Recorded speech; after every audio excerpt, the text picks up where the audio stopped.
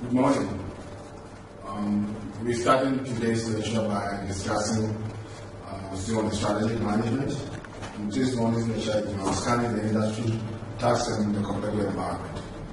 I think last week we discussed another way by which strategists can come up with a strategy by defining the SWOT analysis. And we went through it extensively.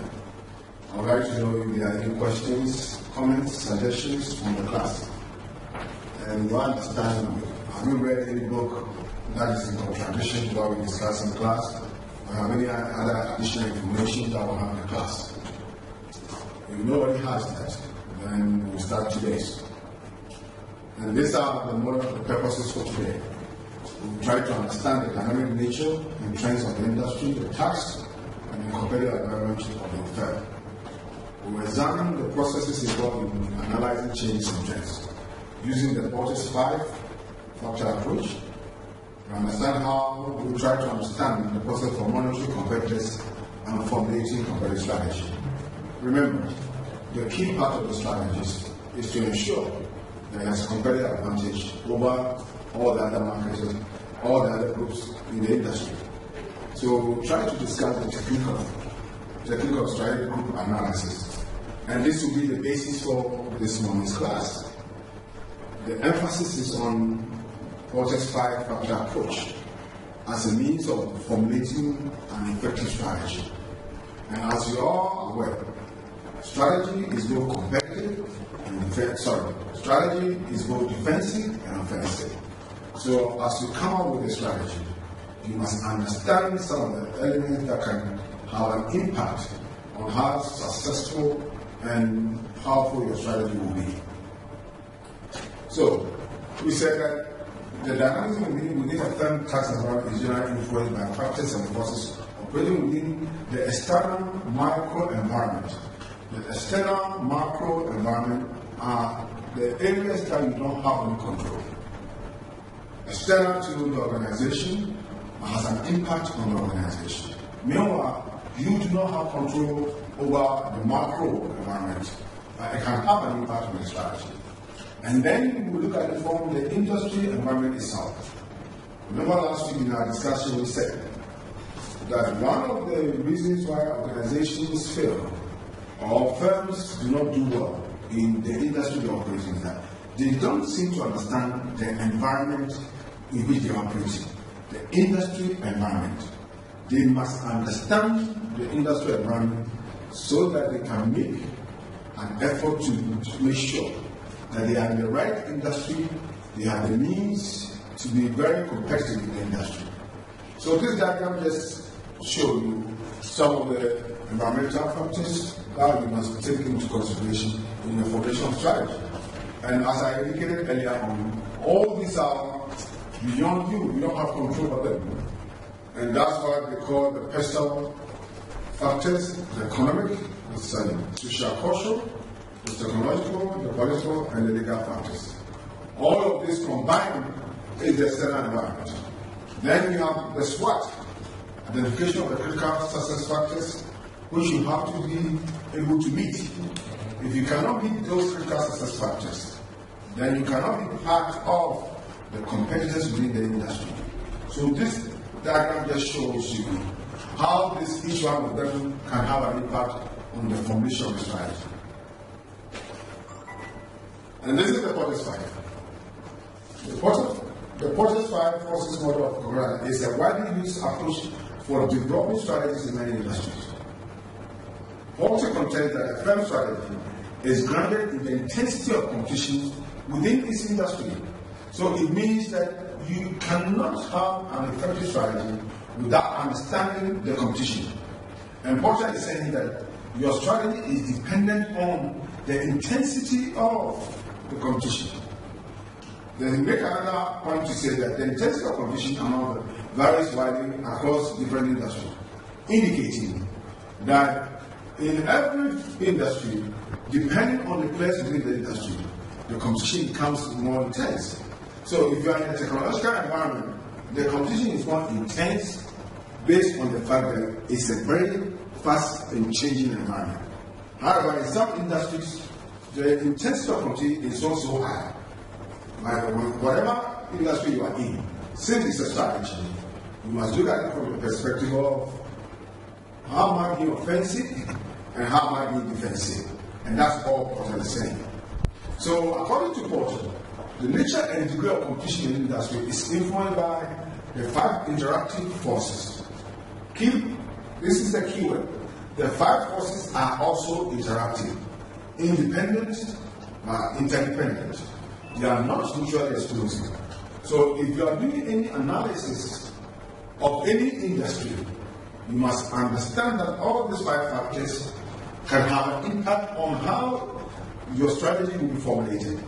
You must understand that the first element says that Porter's 5, the model says that these 5 factors are the intensity of rivalry among existing firms, the potential entry of new competitors, the potential development of substitute products, the bargaining power of suppliers, and the bargaining power of buyers. These are the 5 forces, and these 5 forces derives from Porter's analysis, guides a strategy as to what he or she can do. And this diagram just illustrates what we just said, that each one of them will have an impact. The trend of new entrants, the bargaining power of buyers, the bargaining power of suppliers, the trend of substitute products, and the rivalry among existing firms are all elements that can impact strategy. So we're going to pick each one of them and go through each one of them very well. Intensity of rivalry. Let me ask you a question then. What do you understand by intensity of rivalry among existing firms? Intensity of rivalry is the starting point of the 5 forces. And it says that the vigor with which firms use the competitive weapons at their disposal to jockey for a stronger market position and win competitive edge over symbolizes the intensity of competition. So the caveat there is the vigor with which firms compete. The intensity of competition depends on the vigor. It means that the higher the intensity, the more organizations will try to get over their rivals.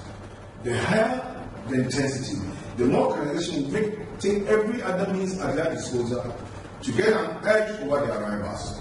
So I want you to keep this thing. The intensity of competition will be dependent on the vigor. Is the vigor which firms use all the weapons at their disposal for a stronger market position. And this moves on to the second element that says that competitive strategies with the firm's competitive approaches for achieving market success. I think we've gone over this several times. That every strategy must have offensive moves to secure competitive edge over rivals and defensive moves to protect its market position in the industry. And that's what we do. As you try to get to somebody else's environment, somebody else will also try to get to your environment. But a good strategy will say that I want to be more offensive and at the same time protect what I have so that nobody takes what I have from me whilst I make an effort to increase either my market share or my customer base or any other thing that is of importance to me. And these are some of the determinants of rivalry, intensity of rivalry. Number of competitors and diversity of competing ideas. The higher the number of competitors, the more the intensity of rivalry. Because as you know, as we said, if there's a bigger pie, and we have a lot of people sharing a bigger pie, we get a little of it. If there are little, if it's a small pie, but only 2 of us are sharing it, then it's much more easier. So the number of competitors will determine the intensity of rivalry. The more the competitors, the more intense is the rivalry. And this is a key part. So in order to come up with a strategy, you must do that. The number of competitors that you have in the market. And that will drive you to come up with innovative strategic ideas. The industry growth rate. If the industry is growing at a high rate, definitely that will be a factor for others to come in. So the intensity of rivalry becomes also high. However, if the industry is also growing at a lower rate, people will be driving for more market position, more market share, more customers. So industry growth rate, either high or low, will also have an impact on the intensity of the rivalry. I'm not going to go through all of them, but there are The fact is that you must be able to understand all this: capacity, availability versus utilization, product or service differentiation. If the product or service differentiation is very low, the intensity of competition will be very high. Sorry, the intensity of rivalry will be very, very high. And therefore, it's required that you understand all these various points and explain them. In my exams, if you are going to discuss the protest fight, you must be more analytical than just listing all these brilliant points. If you don't pick the points and explain them, show some understanding, some deep thoughts in those areas, and you just give me the points, you'll be marked down. Factors influencing the strength of rivalry. We're going through this already. As price cutting becomes common, and this is happening a lot. All the banks are competing on the basis of people with lower interest rate. It's a factor that they realize that we are now the market is becoming smaller, and customers have different choices. So let me see how best I can get an edge over you. And therefore, if price cutting becomes common, the intensity of rivalry goes high. When customers cannot switch brands easily, as competition becomes equal in size and capability. Let me ask you this. Now, have you seen the telcos? Right now, nobody is talking about pricing anymore. Everybody is interested in quality of service issues. Because they move from, they should move from just making themselves competitive. And everybody wants to get ahead of somebody else. So the idea is that the more intense the rivalry, the more you must think about how you're going to come up with a strategy that will give you a competitive edge. Look at these factors and pick any one of them and explain them. So that is the intensity of rivalry. The threat of new entrants. Business growth. And the threat of new entrants is that this is the potential likelihood of an ease of entry for new firms into the industrial or its market. The potential likelihood. You are designing a strategy. You must think about the potential likelihood of new firms coming to the industry. As I indicated earlier on, the more firms that come into the industry, the more intense the competition becomes. But if the threat comes in place to say that they are more likely to have people coming with better ideas, better systems, better technology, then your competitive edge comes lesser. So whenever new firms can enter a particular industry, the intensity of competitiveness among the firms increases. This is key. New entrants to the market bring new production capacity, the desire to establish and secure a place in the market. This is a key thing. New entrants to the market bring new production capacity. They bring new ideas, new technology. And we are saying that if these new entrants come to the market with new production capacity, you may be taken out of the competition. They come out with new technology, you may be taken out of competition. So the key point of all this is that make sure that if you are designing a strategy, you must identify the potential likelihood of new firms coming to the industry. How serious is the threat of these new entrants is an issue that must be discussed. How serious the threat of competitive entry depends on two factors. These two factors are key. The existence of entry barriers and the inevitable reaction of incumbent firms.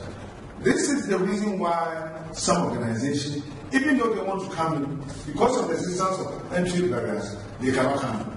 So the threat may not be as high if there's an entry barrier that cannot be met by the new entrant. So the key element here is that if the threat is going to impact on your strategy, if the threat is going to impact on your competitiveness, the only thing that can help you with reference to the second factor of the threat of new entrant is that there must be an existence of entry barriers, and then therefore the second point is that the inevitable reaction of incumbent firms. What are barriers to entry? What are barriers? I've already said that entry to threat of new entrant is dependent on the existence of an entry barrier. An entry barrier is a hindrance that makes it difficult for a company to enter an industry. A barrier does exist whenever it is difficult for a newcomer to enter any of the industry markets or or the comes from us, you put the new at a price, cost, profit, and market share disadvantage. This is key. Remember when Glow was coming? Everybody thought that Glow was going to take the market by storm, but it did not work that way. Because most of us know what we want to, what we have. It's difficult to shift from a service provider and just move to a new provider. And therefore, when Glow came, the other marketers, the other service providers were initially worried, but they were not overly worried because they knew their market. It is difficult for a new market to enter, especially when you have price, cost, profit, and market share disadvantage relative to the existing competitor. So barriers to entry is a key. How do you know what are the barriers to entry? The indicators of entry barriers are to gain economies of scale, inability to gain access to technology, or lack of specialized know-how. This is a high. If an organization requires a high level of technology to be part of the competition, it means that the new entrant coming in must either have the technology or must have excessive or better technology than all the others. If he doesn't have, then he cannot come in.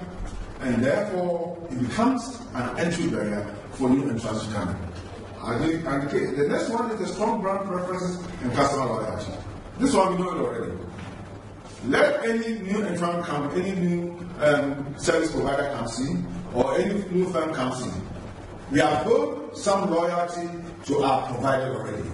Because of that, the new entrant coming in will find it very hard to come to the market and win the market.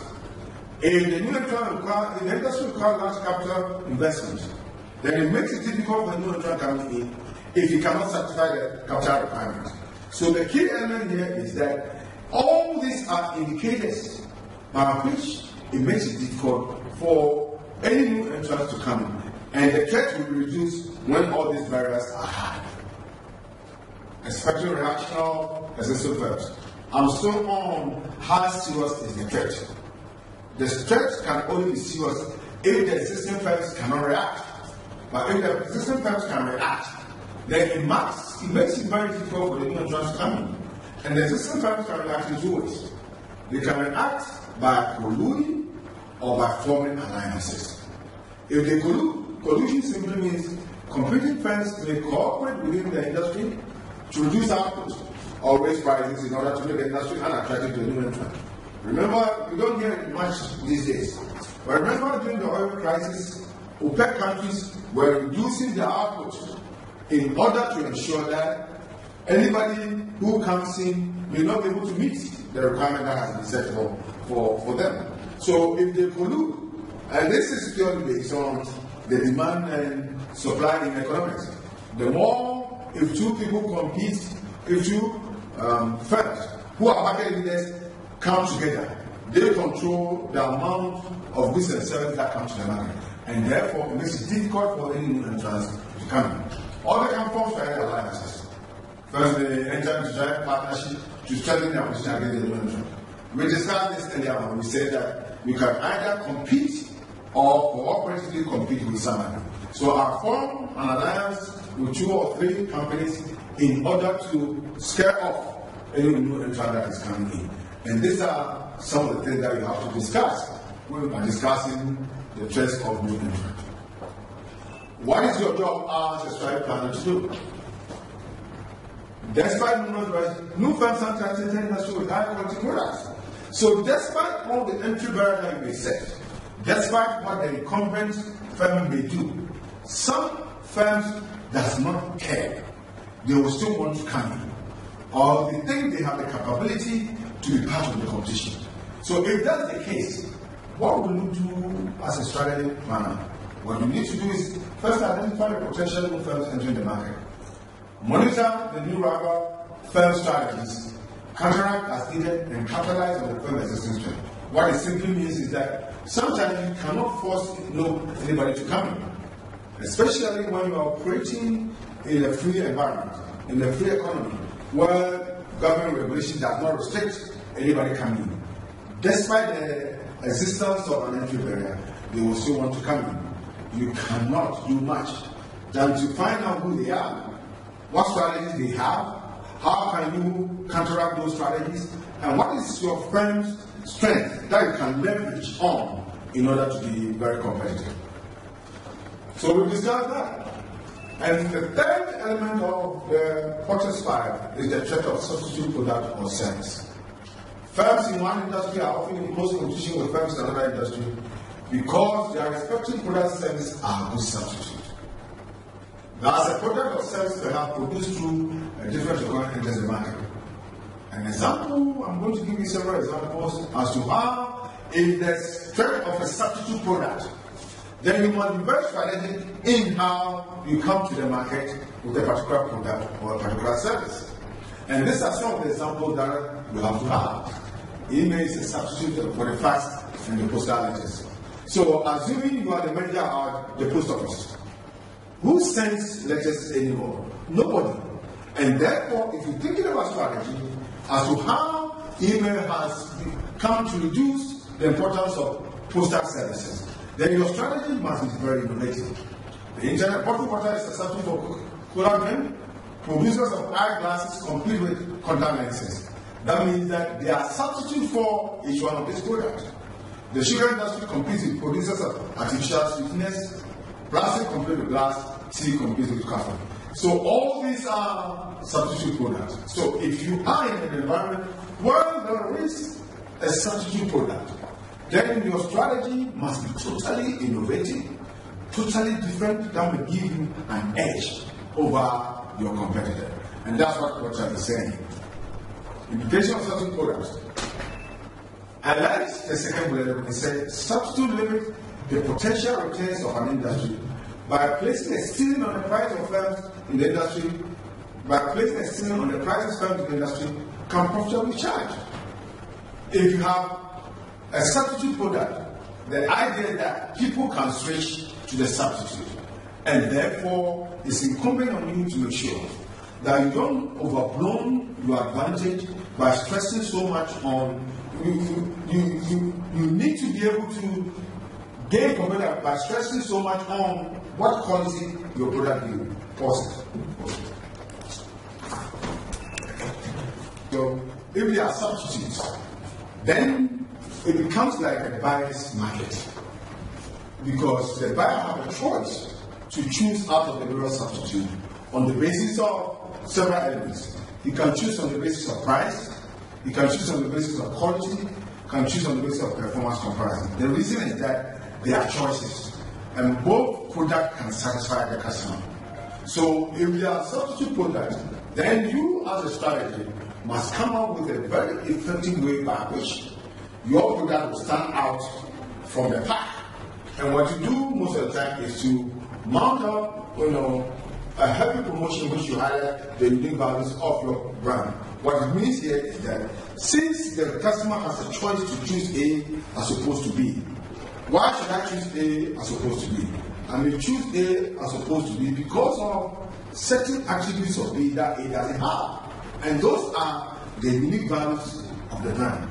And that's what you have to do. Highlighting the brand image, highlighting the values, highlighting the quality, highlighting the satisfaction one will gain when you use one brand as one substitute product as against the other. So these are the key things that you have to take into consideration.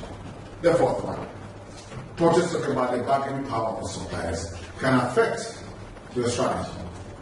And this examines the relationship between the firm, the mainstream industry, with suppliers from the upstream industry. Suppliers can affect an industry through their ability to raise prices or reduce the quality of purchase goods and services. And this is the basis for which monopolistic organizations are able to make money. They determine how much of a particular product or service comes to, how much of a product comes to the market, and what price they will have to pay, they have to place on their services. And this is where we have the suppliers market.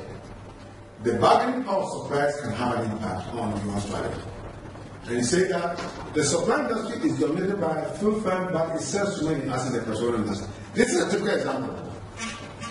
If the bargaining power of the supplier is high, if the industry is, they dominate the industry, but sells to as many as in the petroleum industry. So in the petroleum industry, there are more buyers than the suppliers. So the suppliers determine how much do you have to sell, especially in an open market. The supplier is also product. If the supplier bargaining power is also high when his service is unique. When the service is unique, then you have no choice but to take that service from him, and therefore he determines how much he will sell. And there is something called switching cost, which is also important. If a product has a high switching cost, for instance, in the US, there's a company, a telecom company, who says that I'm going to give you video, audio, your cable, your telephone at $6.99 a month. But before, and that's $6.99 a month, they signed a contract with you for 2 years. In 2 years, any other company can come in. So another company comes in 6 months and says that the same services AT&T is giving you for $6.99, I'm going to give you $1.99. But AT&T said that, oh, I signed with you for 2 years, and I gave you this figure, and you agreed to do it. If you now want to switch to another company, then all the benefits that I gave you, you have to pay me before you go. So they will add, that is what we mean by switching cost.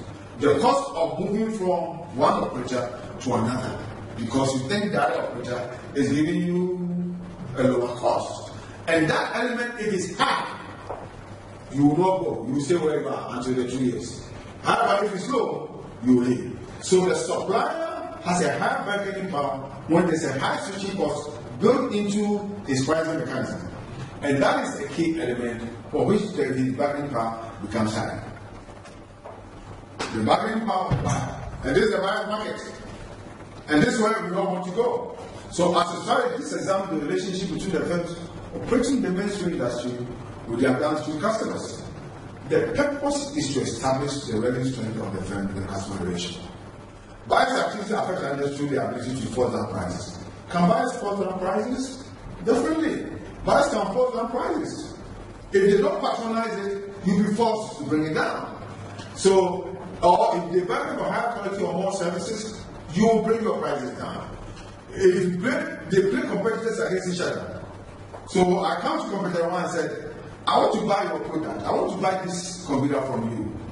But I've gone to your competitor.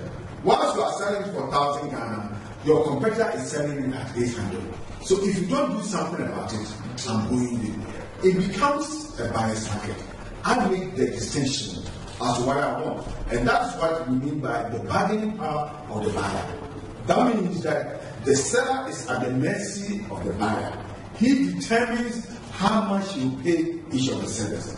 This element must be taken into consideration in your strategy formulation, in your strategy design. What market are you? Are you in the seller's market or are you in the buyer market? Which of these have an impact on your strategy? It's a key element in your definition of a strategy. Buyers are powerful.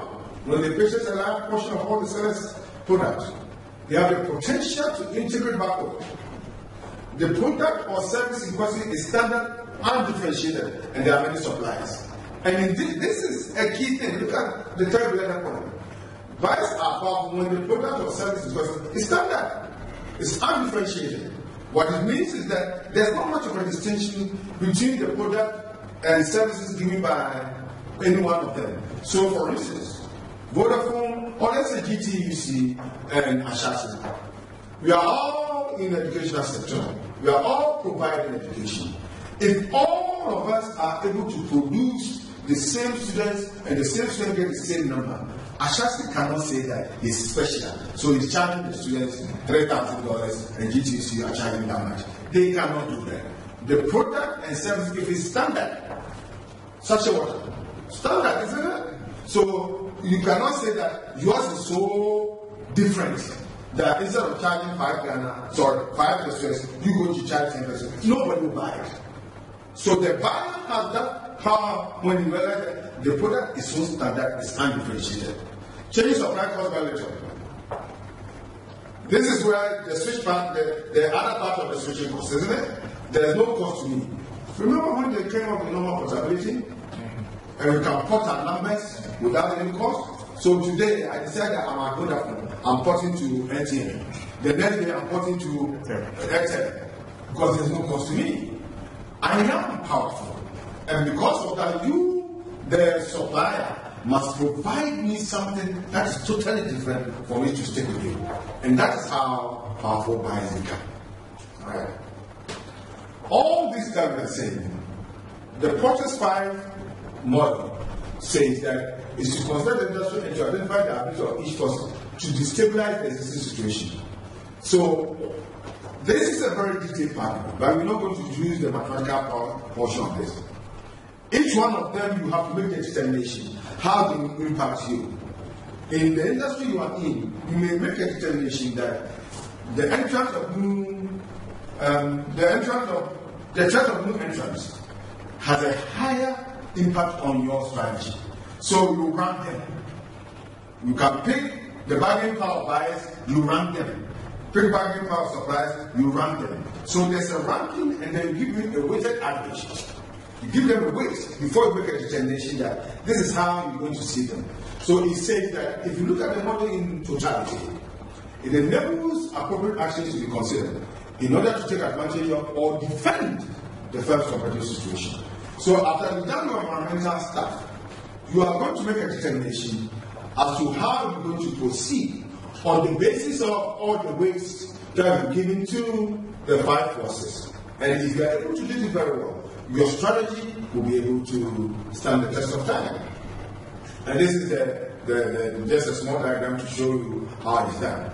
So let's move on. So, on the basis of this, in order to use the Process 5, we said that the Process 5 will help you to formulate a strategy. And your strategy must be both offensive and defensive. The offensive is by constantly serving the market with superior customer value. You are being offensive. Products or services that are superior to the competition. If your strategy is not offensive, it means that you are not part of the competition. You want to get to somebody else's territory. You want to get to somebody else's market. So your strategy must come up with product or service that are superior. How does it become superior? It becomes superior only when it's innovative, when it cannot be easily imitated. So if your strategy is not offensive, then you are not doing much.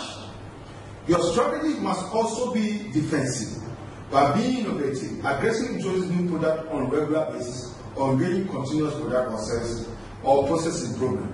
What this simply means is that what you have now, you don't want anybody to come in. How do I keep what we have?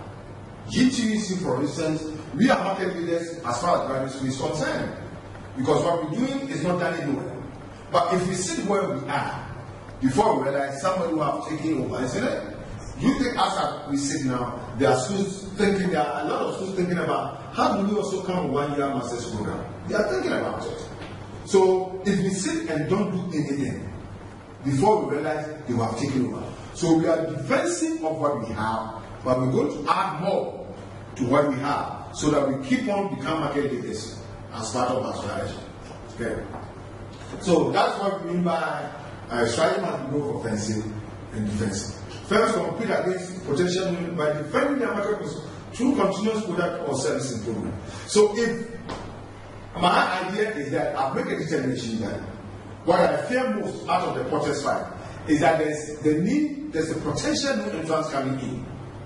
I've made that determination. Remember, I've said that all the 5 models are interdependent but at the same time dependent. I've done my weighted average on all of them, and I've come to the conclusion that my issue is more about potential new entrants coming in. So how do I defend myself against the potential new entrants coming in? I can only defend them by being extremely innovative. That means continuous product or service improvement. Continuous product or service improvement.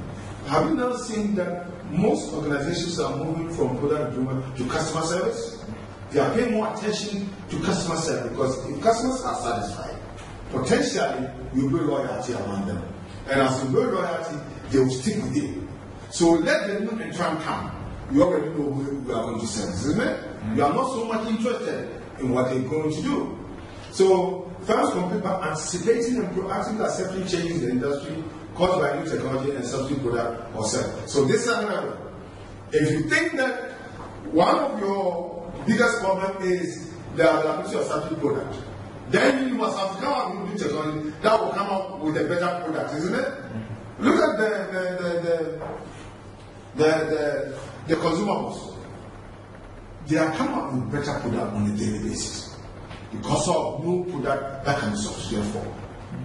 So if they don't do that, what happens is that nobody will take them, nobody will care about them. So, but remember, innovation is not cheap, and there's no guarantee of success in innovation.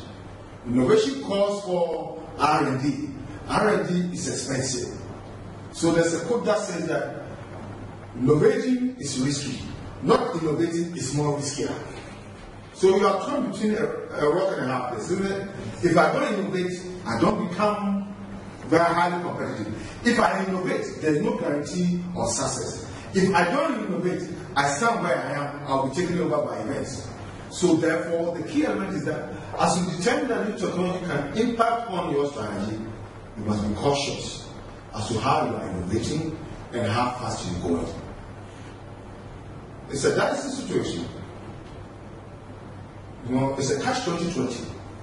Organizations that innovate are organizations that are highly competitive. Organizations that do not innovate do not count. Organizations that innovate also fail. If you heard about a company called 3M, they are the most innovative, they are one of the most innovative companies in the world. But they have a high failure rate of any new product that comes to the market. But that has not stopped them. Because they know if they do not change, somebody will force them out of the market. And therefore, it forces them to do things, improving what they do, and come out with new product on a continuous basis. So, this idea of Process 5 determines how to get the ultimate profit potential of the industry. It's measured in terms of long-term return on investment capital. So, all that you need to do here is that the goal of the corporate strategist is to find a position in the industry where the company can best defend its position against the forces or influences them in their favor. So here, the element here is that, look at the word very well. The goal of the corporate strategist is to find a position in the industry. Remember, industry is made up of firms. So there are several firms within the industry. But your company position in the industry will determine how competitive they are. So for instance, if you look at the telecos, what is espresso? When we're talking about competitors, what is espresso? Nobody talks about espresso, isn't it? But espresso is part of the competition. So it means that they have also defined their position in the industry, isn't it? And they are making sure that their position will be defended when it comes to who is coming in and who is not coming in. So that is it. Your position is, your goal is to define a position in the industry where the company can best defend its position against the forces or influence them in the company's favor. So, first steps for using the protest type. And I'm going to give you an assignment on how you use the protest type to come up with a strategy. The three steps are you identify the critical success factors of the industry and determine how they impact on the firm. And we discussed critical success factors last week. And critical success factor is related to the industry. The SWOT and purchase type is related to the firm within the industry. So the first step is that what are the critical success factors of the industry? What is required in the industry? Can you open a university or can you set up a school? And the school requires, let's say national accreditation requires that anybody setting up a university requires 10 PhDs before you start. That's the requirement of the industry, isn't it? So if you have all the money and you cannot get 10 PhDs, that means you have already failed, isn't it? The industry, so what are the critical success factors in the industry? Before you think about how you're going to compete. And therefore, in order to use the protest type, you must first identify the critical success factors. The second point is that evaluate how strong and important each element is for the firm. And this is what I just said. That each one of the 5 forces can have an impact on you. but one of them or two of them may have more impact on you. The evaluation based on the weighted averages that you've done will determine which one of them is stronger and which one of them is not. Then your third thing that you have to decide whether the collective strength of the forces is worth the firm entering or continuing. This is the decision-making time. You're now going to make a decision that I've looked at all the 5 factors. I've looked at all the strength of the 5 factors. I've looked at the industry I'm operating. I've looked at my own strength, and I've come to the realization that the firm can compete. I've come to the realization that we cannot. Let's switch or go to another industry. Or let's move from what we do to another thing that we have never thought about. So this is how you use the Porter's Five. Now, as part of it, remember we have to monitor our competitors, isn't it? Do you think organizations are monitoring their competitors? Every organization is monitoring its competitor. You think GTUC, you are being watched by Ashanti? Are you being watched by Jimbo? Remember, I also said that not everybody is your competitor. There are the big boys and there are the small boys. So, for instance, if I'm a small accounting firm, my competitor is not KPMG, isn't it? But we are all an accounting firm. So my competitor may be Joe and Sons accounting firm because they are my competitors.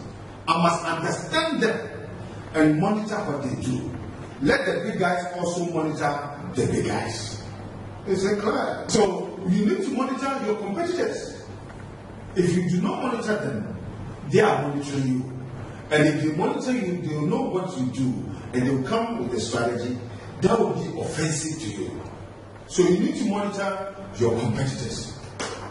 And we say that competitors are individual firms within an industry serving the same market with similar products or services using the same type of technology. One important dimension of industry competition is that it monitors competitive activities using information obtained through competitive intelligence program. So the key thing is that you heard about espionage. One person spying on another. Do you think companies are spying on each other? They are. There's nothing wrong with it to spy on each other. After all, if I want information about what other schools are doing, I can go to national accreditation and say, I need some information on this school, on this school. They will give me a general idea, isn't it? But is it a good thing for me to go there? Definitely. So there's nothing wrong with competitor monitoring. Monitoring your competitor is not something unethical. There are an unethical way of doing that. But monitoring it themselves is not unethical. If you don't monitor, you are already losing your competitive edge. But there is ethical and unethical way of going about it. So according to the Society of Competitive Intelligence Professionals, competitive intelligence is a systematic and ethical process of gathering and analyzing information about the competitors' activities in general business. It's an ethical process of gathering and analyzing. Is it clear? So the key point is that why would I hire a graduate school student rather than undergrad? Because I think the graduate school student will be able to analyze, can make deductions, and therefore one of my competitive strengths is that I have the requisite manpower, I have the resources to do the analysis. So the two of us will be looking at the same data, but you will come up with a richer definition because of your analysis, isn't it? There's nothing wrong with intelligence using ethical process of gathering and analyzing information on your competitors' behavior. And that is one of the basic things about monitoring our competitors. It's clear. Good competitive intelligence is, as in the meeting, a critical success factor. Why is it a critical success factor? If it's a critical success factor, then everybody has to do it, isn't it? The industry requires you to even monitor your competitor. The industry requires you to monitor your competitor. So if you sit there and you don't monitor, you are already losing the competition. So it's a critical success factor. The more information and knowledge a firm can obtain about its competitor, the more likely it can formulate and implement effective strategy. The more information and knowledge a firm can obtain about its competitor, the more likely it can formulate and implement effective strategy. So it's key. We want to open another school in Kofodia. Do you think we will look at what Valley is doing? Do you think we will look at that one? We will definitely look at that one. Because Valley is a competitor and they are offending them, isn't it? We are going to their territory. So they will also think, why is GTUC here? Why are they here? So we need to, because if the more information we know about Valley, we know that they are not doing A, B, and C. So let's go do A, B, and C. And immediately we go do A, B, and C. We take the matter from them, isn't it? So the element is that the more information and knowledge you have about your competitor, the more you can be counter-interactive, isn't it? Now, look at the coaches. Why did they watch football of the opponent? Why? The reason is that they want to see how they have been or what they do so that they will have counter moves against them. And that's what competitive intelligence is about. I want to have counter move against you. While measure competitive nucleus can represent opportunities to the firm. This is key. I like this. While measure competitive nucleus can represent opportunities to the firm. So your competitor weakness will be an opportunity, isn't it? Oh, so you value, you are not teaching databases. Oh, and everybody is talking about databases. Let me now offer databases. Because I've discovered that was your weakness, isn't it? It has become an opportunity for me. So as a strategist, I must monitor what you do, and I must look out for your weakness. Remember when they say you are weak, nobody will spare you?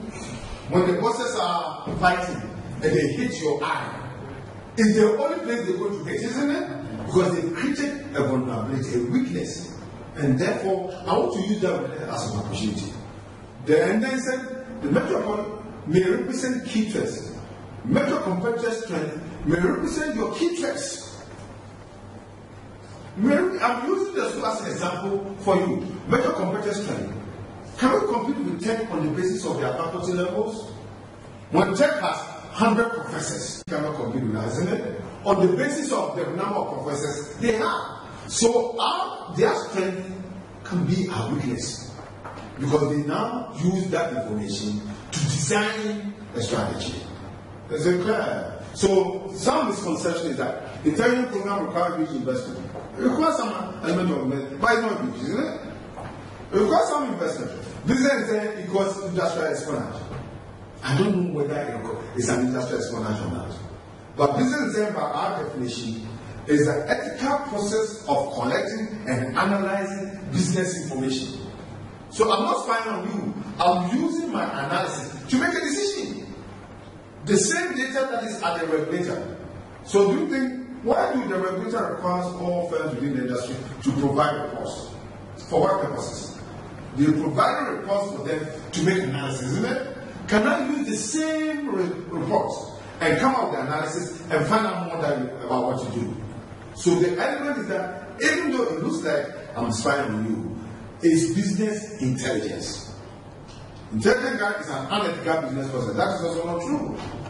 And we're saying that it's unethical it's ethical business process. If you do ethically, you're on the right path. But there are unethical way and ethical way. There are ethical ways of gathering business information and there are unethical ways of gathering business information. Do you think sometimes you want to buy the telco? Do you think they call each other to find out what is happening? Their managers, a bank manager will go, a Zenith bank manager will go to Zenith, will go to GCB bank manager and try to see is a customer trying to get a loan from them. Will they do that? They will, isn't it? As part of finding out their processes. There's nothing wrong with that. If your processes are right, why would anybody come to you for it? You give it to me. But in strategy, there are things that you cannot tell anybody. We call it top level strategy. I'm part of school management, but I don't go to council meeting. And the reason I don't go to council meeting is that I'm not the president or the vice or the registrar. So decisions that are taken there are strategic decisions. And therefore, I cannot, all that they will come to us is to come to academia. They tell us what we are supposed to do. But the picture, I don't have any idea. And that is why we mean by you can gather businesses intelligence and business intelligence in an ethical way. But if, for instance, you are a friend of the registrar, or you are a friend of the vice president, who is also a council member, or you are a friend of the president, or let's say you are a friend of me, I'm part of management, and you want to get some information from me as you how the school runs, and you tricked me, and I gave you that information. It's unethical, isn't it? But you've gotten the information that you want. So there is nothing wrong with business intelligence. Now, 10 questions that you must ask about your competitor that will guide you as you monitor your competitor. Remember, we are talking about monitoring our competitor, isn't it? So what are some of the 10 questions, some of the questions that will guide you in order to monitor your competitor? Why do our competitors even exist? Why are they in existence? Just to make a profit or to support a holding corporation? How do they enhance customer values? You are trying to find out what they do. You are monitoring them. So how do they enhance customer value? How do they make sure that their customers are loyal to them? How do they treat their customers? How do they ensure that there is high quality? Are they interested in high quality, lower price, excellent credit terms? Are they better service? Are they giving better service than we? If you are able to answer those questions, you are monitoring them, isn't it? Which of our customers are companies most interested in? Are they cherry picking our best customers? We discussed this earlier when I said that in order there are strategies that are we call low cost leadership strategy. I want to provide this service as a low cost provider. Mine is the lowest of all the competitors. Or I want to create a niche market. I don't want to service all of you. I want a small group of people and provide the service to you. So I don't care about the broad market. I want just a small market, isn't it? Which of our customers are companies most interested in? Are they interested in every one of our customers, or they are interested in a portion of our customers? You know, in some of the banks they have relational managers, and the relational managers is for them to have a stronger relationship with their customers. There are some bank customers that do not go to the bank. The relational manager, the manager themselves go to them in their houses and their offices. I was teaching a class. One of them was a bank manager. He said that they have special. They call them executive customers. Even when they don't have money in their account, you pay them because they will bring money anytime. One of them told me that the bank charges on one of their accounts pays for all the branch monies of their customer. So that customer, when you toss, you just lie on the floor for him. That is niche, isn't it? Our customers, which of our customers are companies most interested in? Are they in the broad market competing with us on the broad market, or they are competing with us on the niche market? You need to answer that question as you monitor your competitor. What is their cost base and liquidity? How much cash do they have? How do they get their supplies? I like the fifth question. Are they more loyal to their supply than we are to ours? I'm monitoring my competitor. Are their supplies better than ours? I'm monitoring my competitor. I want to answer this question. Do they have a strategy plan to target our market segments? Are they trying to come in us? Is it clear? Are they trying to come? How committed are they to grow? Are there any succession issues? How will the activity affect our strategy? Should we adjust our planning? Do either of us have competitive advantage at the marketplace? So these are the questions. But I like the last question, question 10. If you were a customer, will you choose your own product or your competitors? If you were a customer, will you choose your own product or your competitors? If you can answer this question without genuinely, then you are actually monitoring your competitors, isn't it? If I have a choice to send my son to college, and I'm prepared to take my son to GTUC, I'm prepared to take my son to Ashase, whilst I'm talking about GTUC, then something is wrong somewhere, isn't it? If GTUC is so good, why am I not bringing my son here? Making sense? That means I like my competitors' product more than my product. Something is wrong. And you can only do that when you monitor your competitor. And if you are able to give answers to that question, then you will come up with a better strategy than your competitor. What the routines are, which one of our competitors can solve this complaint better? What are some of the issues that our customers are facing? And if this same problem that our customers are facing is thrown to our competitors, will they resolve it better than us? If they resolve it better than us, then they are doing something better than us. And therefore, our competitors are better than us. You can only monitor your competitor when you do certain things like this. And it's a key element of how you must monitor a competitor. So, competitor monitoring or analysis because of each company against whom a firm doesn't compete. For example, Fuji is competing in Kodak, isn't it? Airbus, that means they are in the same industry. They are in the same industry. GTUC cannot compete with Ghana Commercial Bank. If you have strategy and that's where you are going, you are a super strategy, isn't it? You can't compete. It must be in the same industry. Unless you are a conglomerate or a diversified company and you have different units in that environment. So when you are focused on your competitor, you must focus on them very well. Remember I told you earlier on, not everybody is my competitor, isn't it? Not everybody. You play big guys when you are in the big league. Division 3 cannot come and play Division 1. So Kotoko is not fighting with their competitor is not them, isn't it? The same thing here. So MTN is fighting with Vodafone. If a firm detects weakness in a competitor, no mercy at all. If I detect that there's a weakness in your operation as a competitor, I'm going to leverage on the weakness. I'm going to use the weakness for it, isn't it?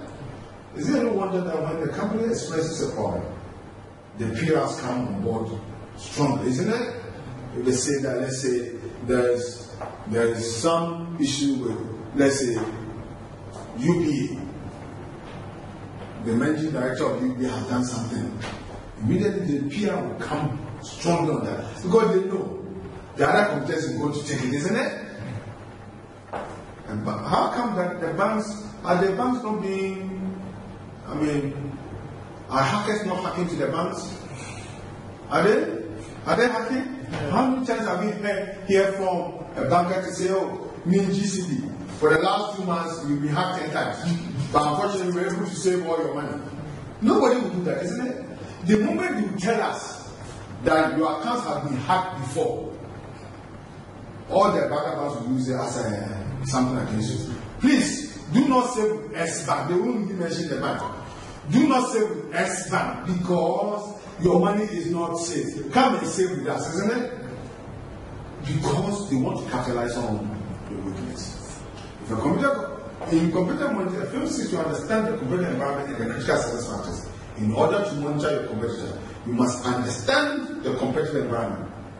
Understanding your competitive environment means identifying who the competitor is, identifying the markets very well, understanding the industry, and what is required of all firms within the industry. And those are the critical success factors. Porters provide a framework for understanding the critical success factors. And these are the diagram. So you take a look at it. I'll just explain it and I'll throw it in a graphical format. Having knowledge of the basis for competitor monitoring is that having knowledge of a competitor goal enables prediction about how likely the competitor to change strategy, isn't it? If I know, for instance, right now, when they hear GTUC, they are scared, isn't it? Because it's GTUC is now in Kofodia, GTUC is now in Japan, TUC is now in home. So the guys are not have always thinking, isn't it? When are they coming here? The guys in the north are thinking about when are they coming here? Because we have knowledge about what our competitors will do. And therefore, having knowledge of our competitor enables prediction about how likely the competitor is change strategy. Because they know what we do based on what they see. They will change their strategy when they see us coming, isn't it? So the key element here is that it's good to monitor your competitor. It's a strategic tool to monitor the competitor. It's a critical success factor to monitor the competitor. Because it guides you, it prompts you, it makes you proactive as to what they want to do and how you can drive them. Identify, it will help you to identify assumption about itself. Industry can review blind spots about how management perceives the environment. So all these are good factors. Is it clear? We finished with that portion too. So we are now going to talk about strategic group analysis. We did competitor analysis. We monitor our competitors. We are now going to go down, very down into groups. He said, a strategic group is a set of competing firms within an industry pursuing similar strategies, using similar resources. Categorization of firms into strategic groups enables a better understanding of the industry competitive environment. Categorization of firms into strategic groups, that means that every firm will be a part of a group. And this is key. I'll give you this typical example, especially for those of us in Ghana. We have first-class hotels, second-class hotels, third-class hotels, and no-class hotels, isn't it? The same way, we have different groups. Every industry you go, there are groups. So, for instance, I pick restaurants. Restaurants have high price, low price, and then limited menu and full menu. Those are our S and Y axis. Now, if you are high price restaurant, you have full menu. So, is it going to compete with La Palm as in the restaurant industry? It's going to compete with La Palm. Is it competing with Royal Fiesta? Is it competing with Shangri-La? It's going to competing with Maui Choba. It cannot compete with Maui Choba, isn't it? But are they not all in the restaurant industry? They are all in the restaurant industry. So if you are a strategist in Golden Tree, your strategic group are the people that are in the same class with you, isn't it? And because of that, if I go to Maui Choba, I'm looking for low price, isn't it? And the menu may not be everything I want. Continental food will not be served in Maui Choba. They won't serve it there. After all, that's not what it's meant for, isn't it? But if you go to Golden Tree, you get a wider variety, but the price will be higher. If you go to Dynasty, so the Chinese restaurants, do they care about Popeye and Frankie's and all that? They don't also care.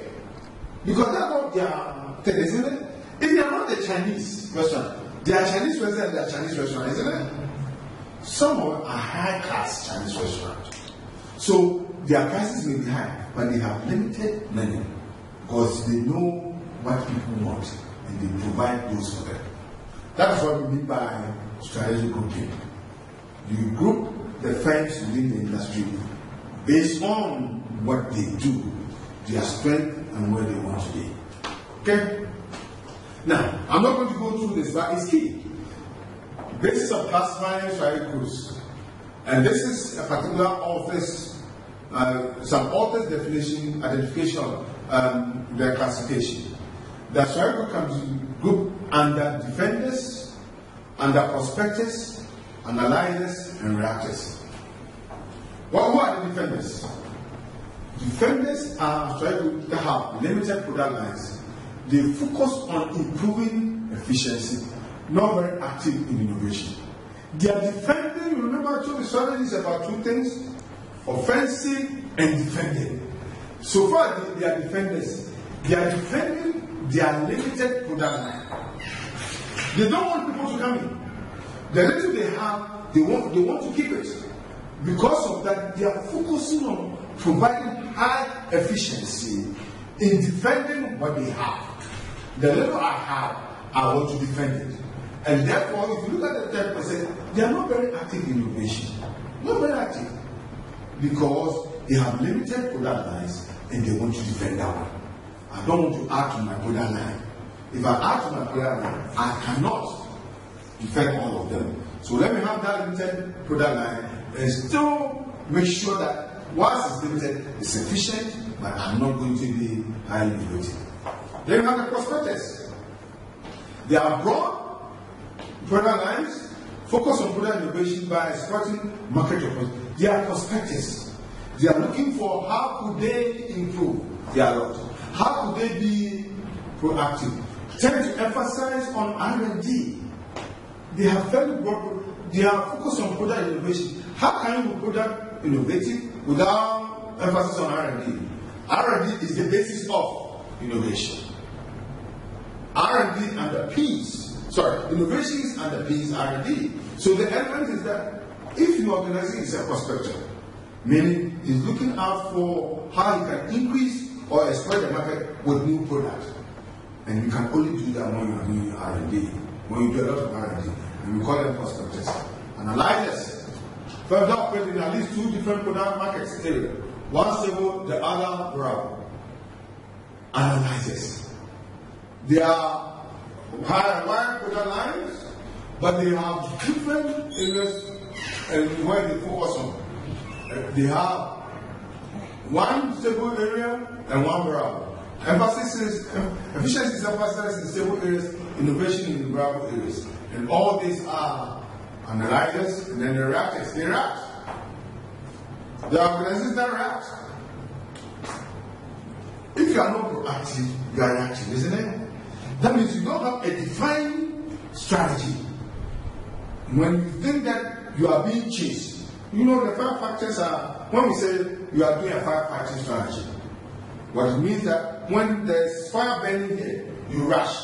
As you're trying to quench it, fire is being here, you rush. You try to quench it. So you don't know where you are going, isn't it?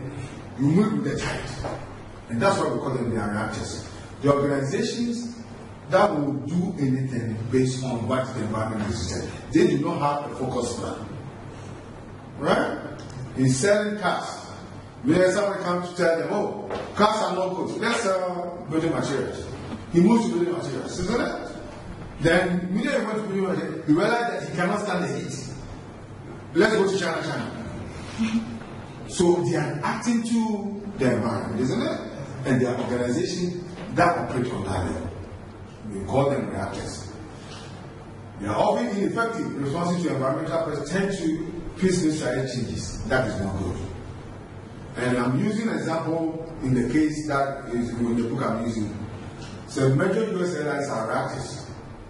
Remember some recent past, you can choose your own fare.